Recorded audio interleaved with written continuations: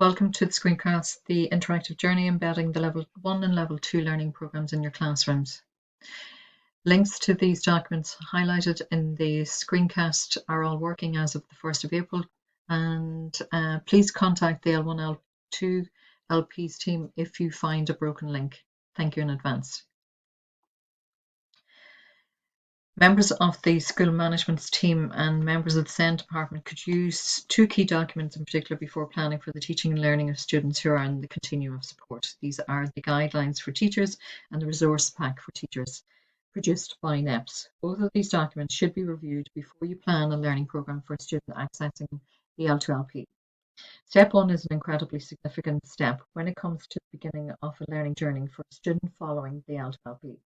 Identifying the strengths and needs of the student will afford school management teams, SET team, and subject teachers an opportunity to build a meaningful learning programme where the student is exposed to challenging yet achievable learning experiences and goals.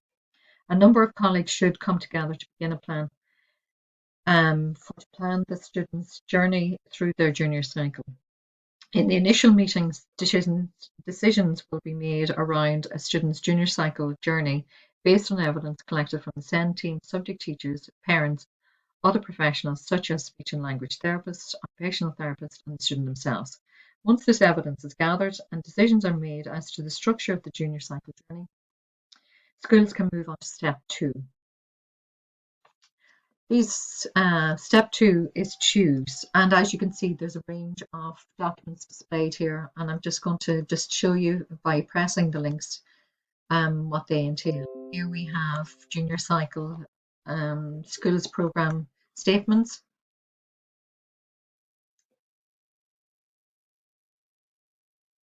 This is a link to the actual level 2 learning programs, the outline of availability of mainstream elective workshops. Again, located on the JCT website.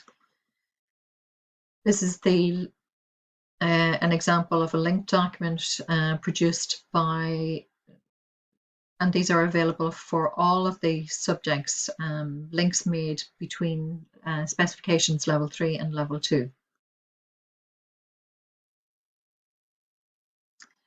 We have the posters of the curriculum for our level 2 learning program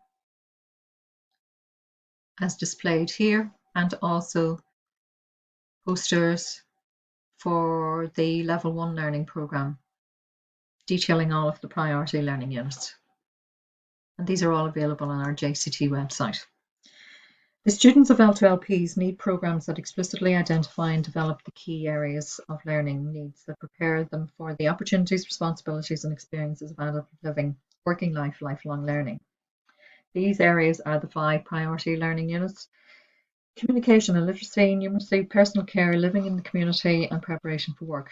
Planning a student's learning program that incorporates curricular areas requires a collaborative approach between subject teachers, SET, students, parents, and other relevant professionals. This step 2, involves that collaboration amongst subject-specific teachers to identify from all of the PLUs the relevant learning outcomes associated with each of the elements suited to their subject specification. Each subject department receives a copy of the PLU posters detailing the PLU elements and learning outcomes that appear in the L2LPs. Teachers discuss the different learning outcomes and agree as a department if their identified learning outcomes are similar to the learning outcomes of their specification that they're working with anyway.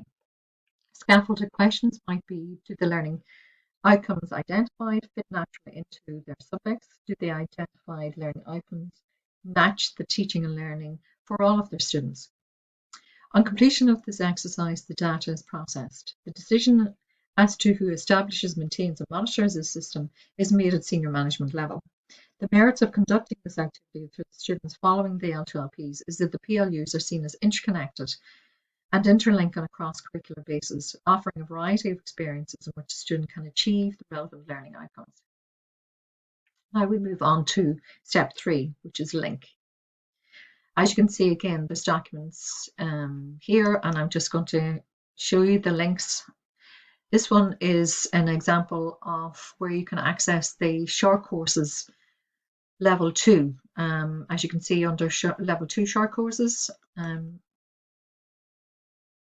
and furthermore the links to access the level 1 short courses. As you can see again, all listed specifications. Here we have a tracking document, a master tracking document that can be very useful for schools to process the information and maintain records of progress.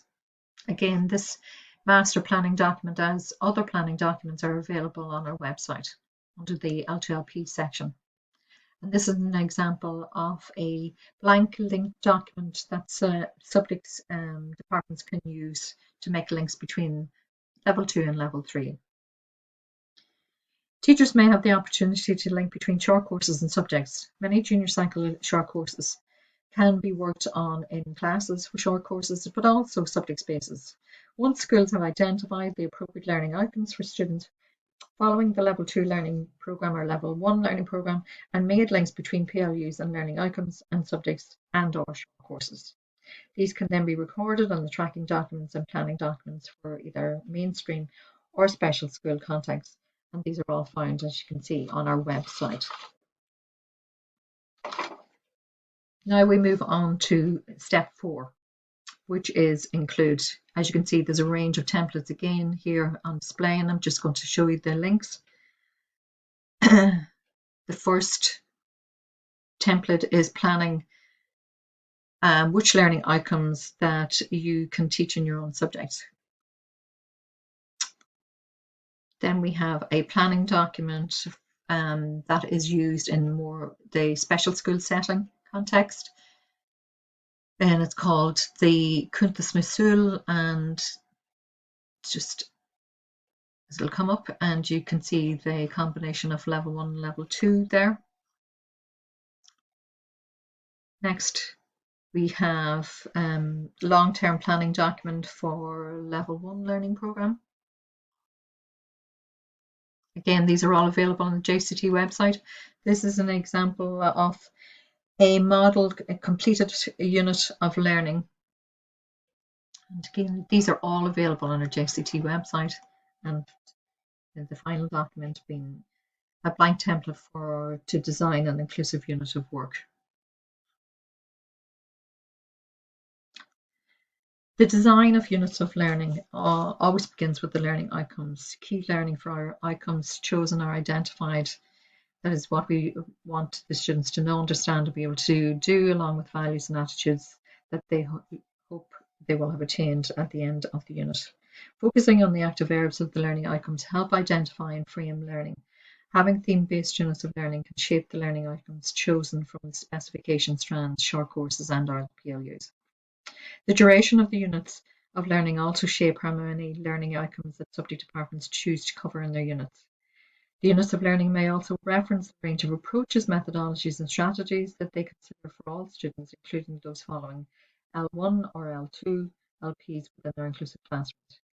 Learning experiences linked to the learning outcomes outline what teachers will do with the students to help them acquire the knowledge, skills, and understanding of the assigned learning outcomes. Assessment may be summative and formative.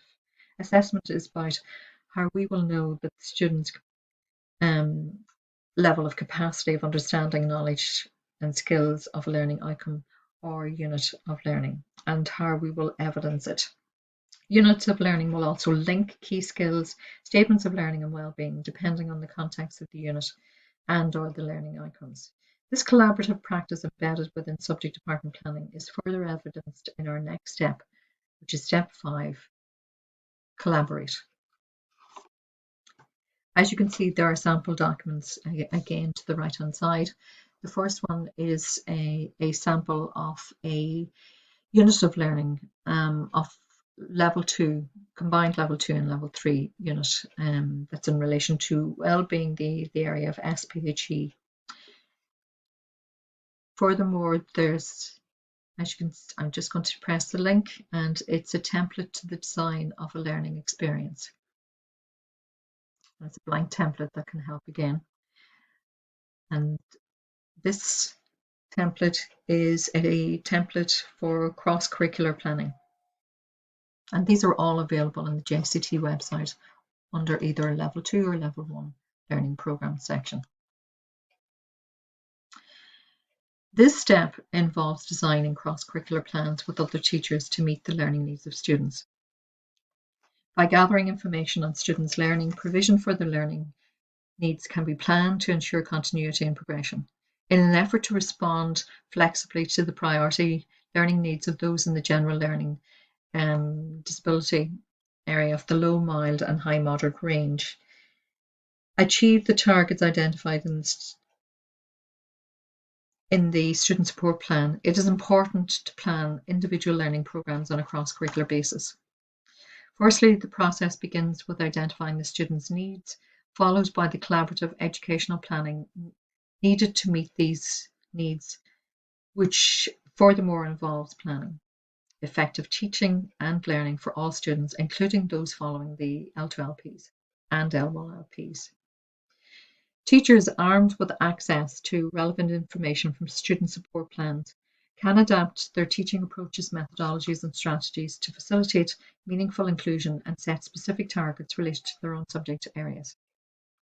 Short-term planning reflects the student support plan's relevant, realistic targets that are developed collaboratively and linked to assessment, breaking down the development of skills and content into incremental steps to address each student's specific needs. Students' progress in achieving these targets is regularly monitored and informed by assessment methods that allow students to demonstrate their progress.